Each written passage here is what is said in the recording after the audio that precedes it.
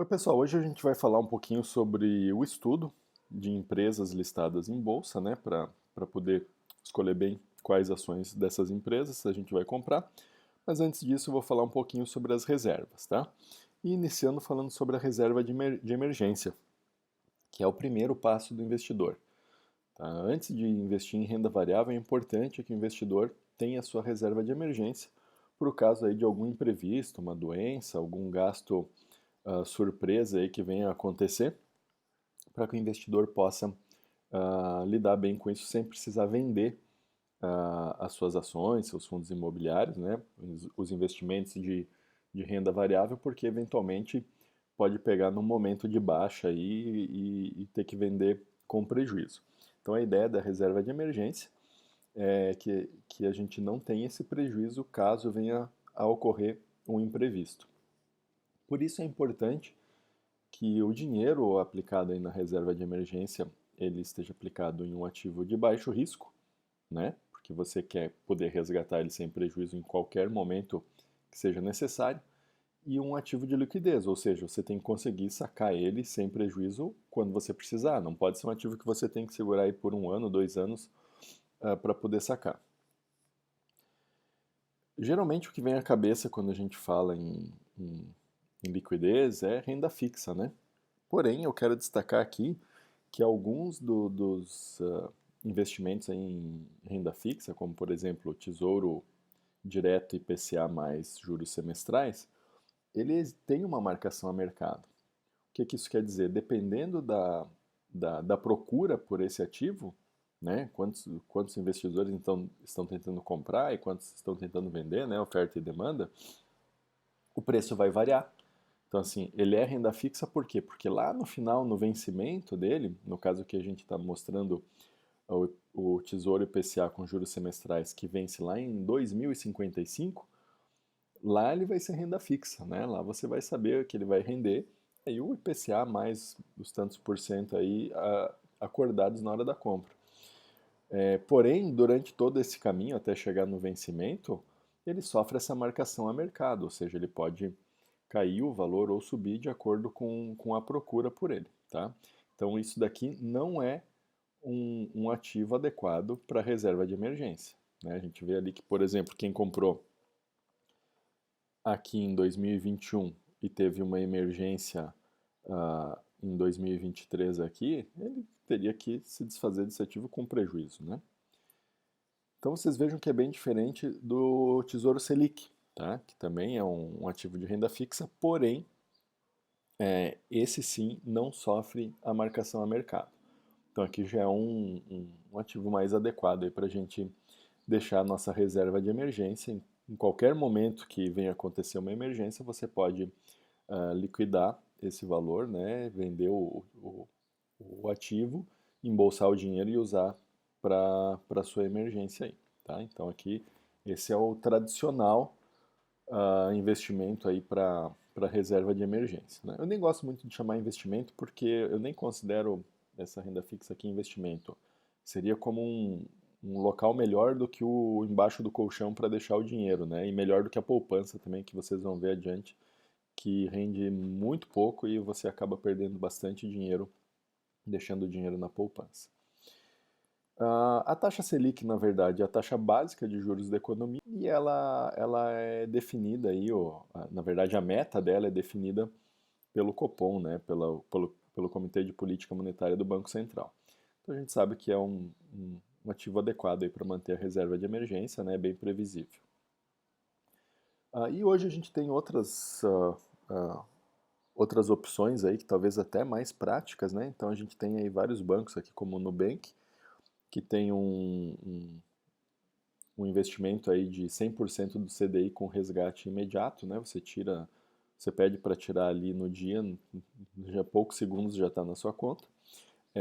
Acontece o mesmo aqui também com o Banco Inter, né? Apesar de eu não usar o Banco Inter, eu sei que eles têm também um CDB de resgate mais imediato, que também rende 100% de CDI, e todos esses bancos digitais aí, PicPay, todos eles têm algum produto semelhante a esses dois, tá?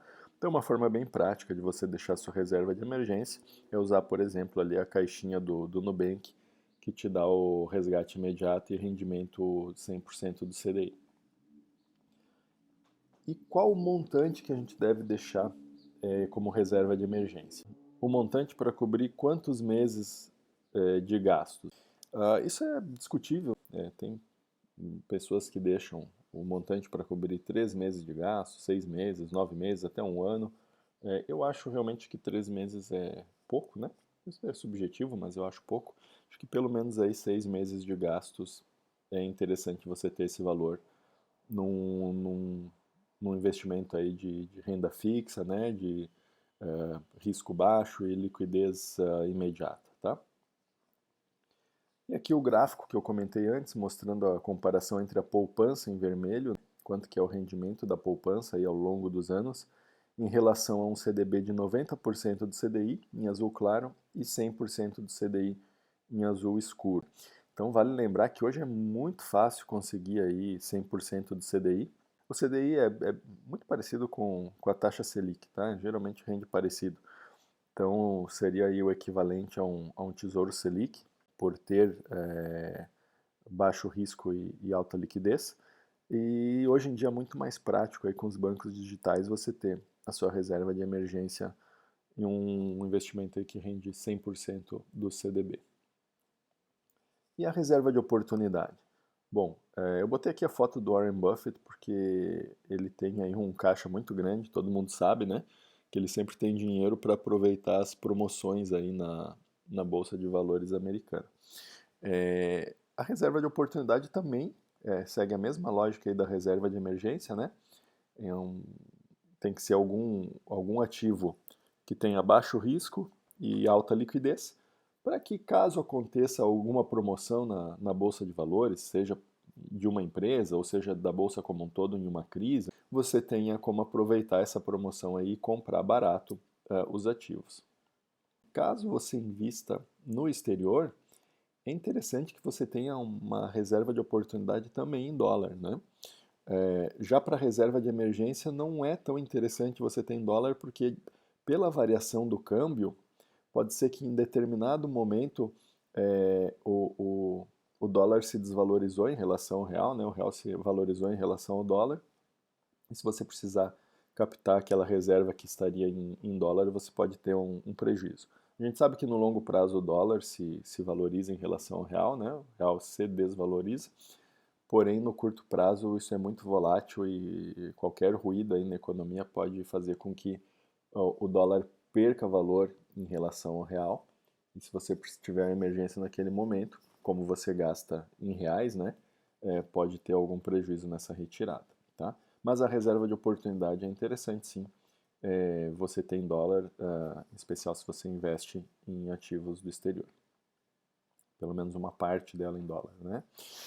E aqui a gente tem exemplo aí de um ETF que é bem líquido, não tem volatilidade e acompanha mais ou menos aí o dólar com um rendimento de um pouco mais de 5,5% ao ano, tá? Isso a gente encontra também facilmente hoje em algumas corretoras. A gente tem exemplo aqui da Quantifury, que ela é baseada nas Bahamas e é bem prático botar o dinheiro lá, né? Você abre uma conta, você faz um Pix e cai lá em reais e você só pede para trocar de real para dólar na cotação atual e fica ali rendendo cerca de 6% ao ano, tá? Algumas pessoas têm um pouco de desconfiança quanto a essa corretora, por ela estar sediada nas Bahamas, mas se não for o seu caso, se você confiar nela, é uma opção também. Bom, agora que a gente falou já sobre as reservas de emergência, vamos falar um pouquinho sobre como estudar as empresas listadas em bolsa, né? As empresas das quais você pensa em comprar ações, você pensa em se tornar um pequeno sócio dela. Então, a primeira coisa que a gente tem que pensar é assim, a empresa vai estar aqui daqui 10, 20, 30 anos? Por quê? Porque a gente está investindo aí pensando numa renda para o futuro, né? São investimentos previdenciários, né? A gente quer ter a nossa liberdade financeira. Então a primeira coisa é saber se a empresa vai existir ainda, né? E aqui eu boto uma foto de linhas de transmissão de energia, porque é um bom exemplo aí de um setor perene, né? Um setor que sempre sempre entre aspas, né? Mas assim, antes do apocalipse ele vai continuar existindo muito provavelmente. Então seria um setor seguro para você investir, para você ser sócio, pensando aí na liberdade financeira no futuro, né? Um investimento previdenciário. Diferente, por exemplo, de lojas de varejo, né? A gente tem aí uma série de lojas de varejo que foram falindo com o passar dos anos, né? A gente tem o Mapping que faliu, a Mesbla faliu, a gente tem a H&M, né? A Hermes Macedo faliu e uma série de outras lojas aí que faliram.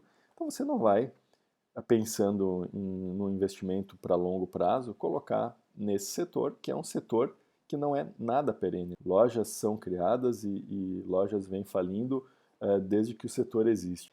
E um exemplo mais recente aqui é das Americanas, que no ano passado pediu recuperação judicial, diz que não tem dinheiro. Tá? Então o cara que tinha investido em Americanas, nesse momento, ele está bastante ferrado. Outro setor que é complicado aqui, como exemplo, a aviação. A gente teve Varig que faliu, teve VASP que faliu, tá? Ocean Air recentemente, aí, poucos anos atrás também, já não opera mais. E é um setor aí de aviação civil que muitas vezes a companhia não é dona de nada, né? O patrimônio dela é virtualmente zero. Ela pode alugar frotas, alugar tudo, né? Faz só o operacional e está dando prejuízo, é muito fácil fechar as operações e tchau. E aí o investidor que tinha ações da companhia fica a ver navios ou a ver aviões, não sei. Então a gente tem que procurar, além de setores perenes também, obviamente, empresas nesses setores que dão lucros. Então tem a tese aí do Peter Lynch, um dos maiores investidores de todos os tempos, que é lucros, lucros e mais lucros. Talvez seja uma das coisas mais importantes a gente ver o histórico de lucro de determinada empresa. Então aqui a gente tem um exemplo de uma empresa que desde lá de 2009, que é o máximo de histórico que a gente consegue encontrar nos sites de investimentos, aqui no caso no Investidor 10, sempre deu lucro. E não só deu lucro, mas vocês vejam que as barras verdes, que são a receita líquida, e a linha amarela, que é o lucro, crescentes. Ou seja, não só dá lucro, mas ano a ano lucros crescentes. Isso aqui é um reloginho, né? É muito difícil encontrar uma empresa assim. Inclusive, se alguém souber qual é essa empresa aqui desse gráfico, comenta aí abaixo. E geralmente os setores em que a gente mais facilmente encontra essas empresas aí que dão lucros ao longo dos anos, né, sempre dão lucros, que não dão prejuízo, são as empresas dos setores BEST. O que é BEST? BEST nada mais é do que bancos, energia, seguradoras, saneamento e telecomunicação. Tá? Bancos, por exemplo, a gente pega aqui um exemplo do Bradesco, tá? Que a gente sabe que está num momento difícil aí da história. Mesmo assim, se a gente for ver ali a linha amarela, ele nunca deu prejuízo. Tá? O Bradesco todo mundo está falando, está mal, está com problemas, mas é um banco que nunca deu prejuízo. Ano após ano sempre deu lucro. Ou seja, provavelmente ele vai em algum momento sair dessa situação mais difícil que ele se encontra e vai voltar a aumentar os seus lucros, né? Aumentar a sua eficiência. Então, às vezes é um banco aí que a gente pode eventualmente comprar até com desconto numa situação de curto, médio prazo de dificuldade, pensando em um retorno futuro, tá? Outro exemplo aqui de energia, tá? A transmissora Taesa. Taesa também, todo o histórico dela, só lucros, nenhum ano de prejuízo. Ainda falando em energia, né? Energia não necessariamente é só energia elétrica, né? A gente pode considerar, por exemplo, o petróleo como energia. É uma commodity, então tem uma questão cíclica mais importante, né? Pode ter momentos mais longos aí de baixas e de altas, mas no longo prazo também a gente vê a receita líquida crescente e lucros ao longo do tempo. Tem ali o período do petrolão, que teve prejuízo, né? Mas isso, por ser uma situação excepcional aí, a gente acaba relevando. E, na verdade, aqui a gente também vê o problema e a preocupação de ser uma empresa estatal, aqui no exemplo da Petrobras, de certo ponto de vista também é uma segurança, né? Porque se a Petrobras fosse uma empresa privada, que houvesse prejuízo no montante que teve, provavelmente teria falido. Então, a vantagem de uma empresa estatal é que ela não pode falir, e o governo tem dinheiro virtualmente infinito aí dos impostos para resgatar aí essas gigantes. Outro exemplo, o Banco do Brasil. O Banco do Brasil é uma empresa lucrativa e tudo mais, mas dificilmente vai falir, né? CNPJ número um aí do Brasil, 00000001. Né? Então, se em algum momento houver um problema mais sério com o Banco do Brasil, provavelmente o governo vai vir a seu resgate. Seguradoras também, a gente tem aqui o exemplo da Porto Seguro, também receitas crescentes e lucro ano após ano. Saneamento, tá? Aqui é o exemplo da Copasa também, teve ali um ano ali, 2015, que bateu na trave, teve um leve prejuízo, mas ainda assim uma empresa bastante segura, né? Os outros anos todos de lucro e a gente vê que receita crescente e no longo prazo lucros crescentes também. Telecomunicações, aqui o exemplo da Vivo, também receita crescente e lucro ano após ano. E lembrar dos dividendos, né? É importante aqui, principalmente no Brasil, tá? Que no Brasil isso funciona muito bem aí pela forma como as empresas pagam dividendos, as empresas desses setores aí perenes, né? Reinvestir os dividendos. Então, eu mostro mais uma vez o gráfico do vídeo anterior.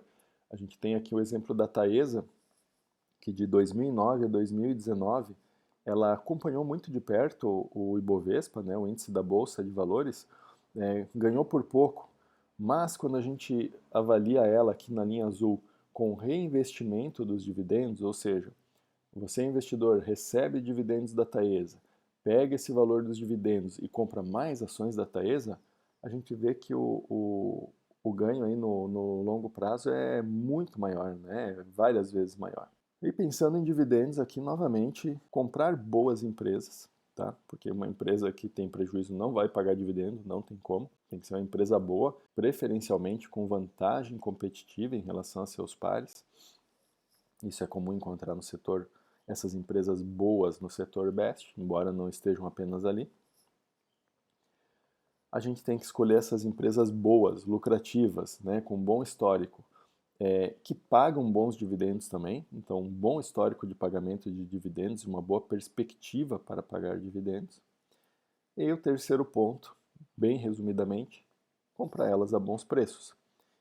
Encontrar aqueles momentos, aquelas janelas de curto e médio prazo que a gente tem no mercado por conta de dificuldades momentâneas ou às vezes até de ruídos para comprar essas empresas com desconto. E a gente poderia e talvez deva calcular o preço teto dessas empresas. Então você encontrou uma empresa boa, que é boa pagadora de dividendos, mas qual é o máximo que eu vou pagar na compra das ações dessa empresa?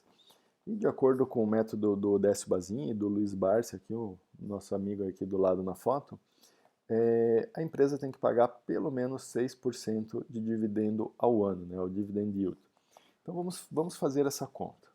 Então, uma empresa que pague R$ 1,30 em um ano para cada ação, tá? Ou seja, você tem uma ação, recebeu naquele ano da empresa R$ 1,30, se a gente dividir isso por 6%, 0,06, a gente vai ver que o preço teto dessa ação é R$ 21,66. Ou seja, esse é o valor máximo que eu posso pagar pela ação para receber pelo menos 6% de dividendos. Isso lógico, considerando que no próximo ano ela vai pagar o mesmo valor por ação, né?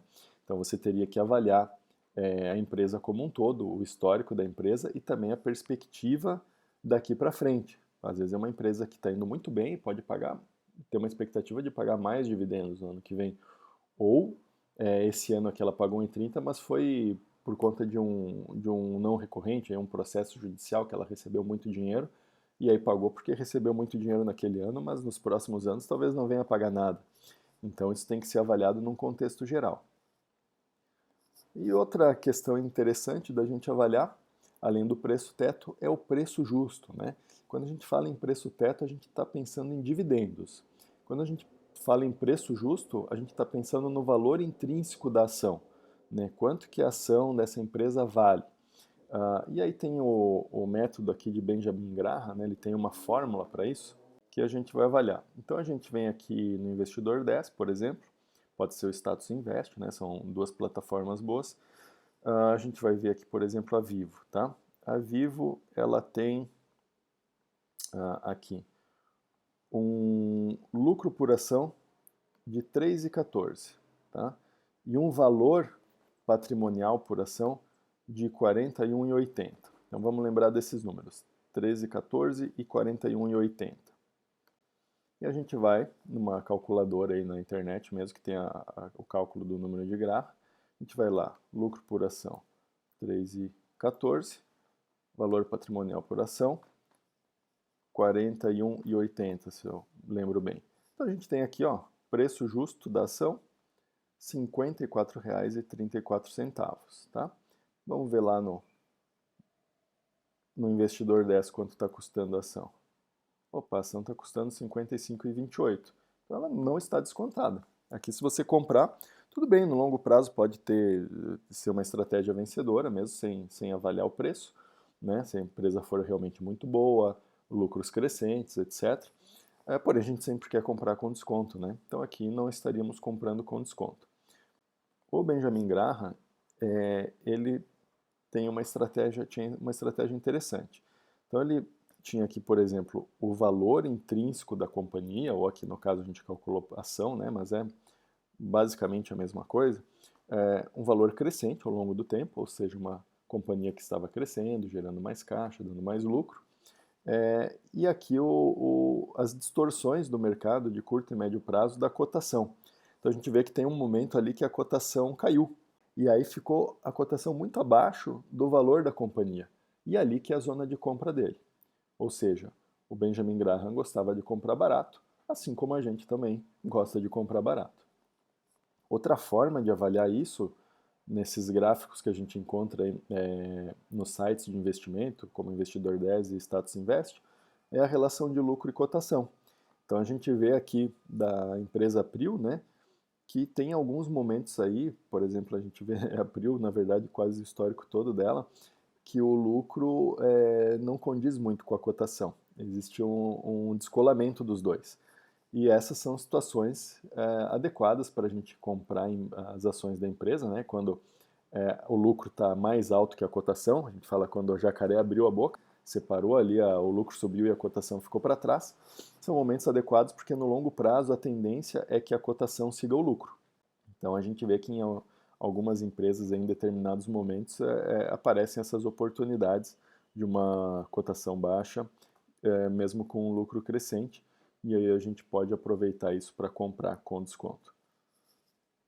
Bom, no próximo vídeo eu vou falar um pouco mais sobre como estudar essas empresas, como escolher ações, né, para investimento em renda variável, principalmente falando de alguns indicadores fundamentais, aí, como relações de preço, lucro, de retorno sobre investimento, etc.